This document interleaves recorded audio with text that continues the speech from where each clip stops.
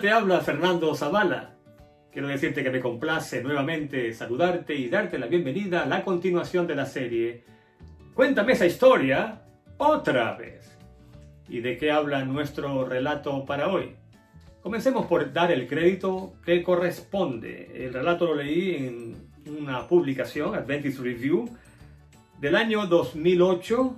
El artículo se titula, en español diríamos, Huyendo de la muerte, escrito por Wilona Karimabad. Comencemos por pintar, por así decirlo, el escenario de los hechos. Es Francia, año 1940, poco después de que este país ha sido invadido por la maquinaria bélica nazi.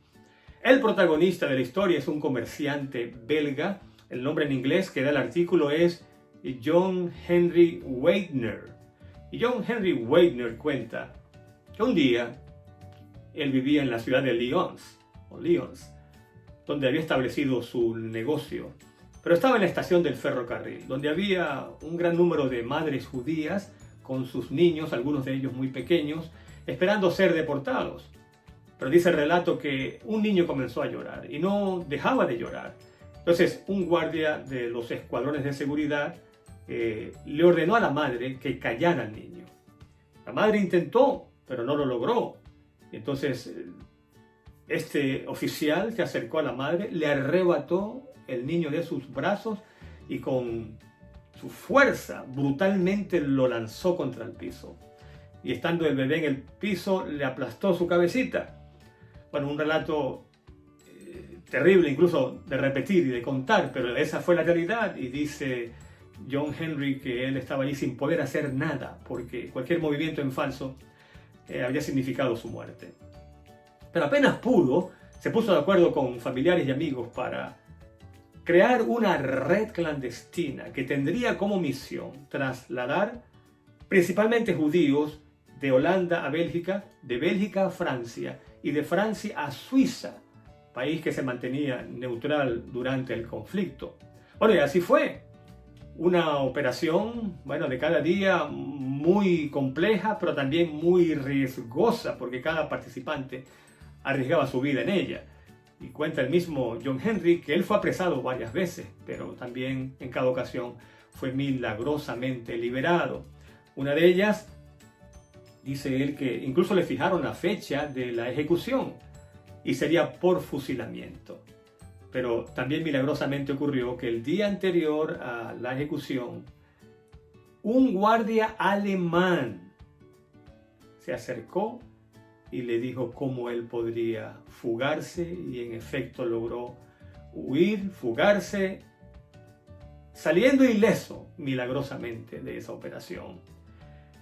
Dice John Henry que probablemente lo que influyó allí fue, por supuesto, el poder de Dios trabajando en el corazón de un hombre, un guardia, que estuvo presente cuando John fue detenido y que se dio cuenta de que entre las pertenencias de John Henry estaba una Biblia. Así que muy probablemente este era un hombre creyente, lector de la palabra de Dios. Y ahora te pregunto, solo por imaginar, ¿cuántas personas crees tú que esta red logró salvar? ¿10? ¿15? ¿50? ¿100? ¡No! ¡Más de 1000! Más de 1000 personas, incluyendo unos 800 judíos. Y todo gracias a la iniciativa de un hombre que consideró que no podía mirar para la otra calle o el otro lado de la calle mientras ante sus ojos ocurrían escenas como esas que él contempló.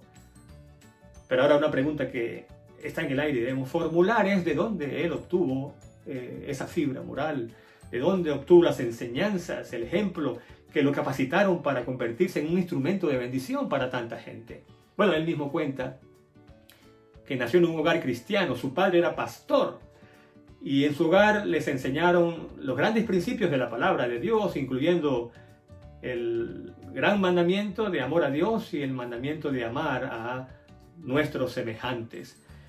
Y no solamente los padres se contentaban con enseñar de palabra, aquí estuvo, yo diría, la genialidad de estos dos padres, y es que además de enseñar por precepto, también lo hacían por ejemplo, es decir, con su testimonio, la vida que delante de ellos modelaban cada día ante sus hijos.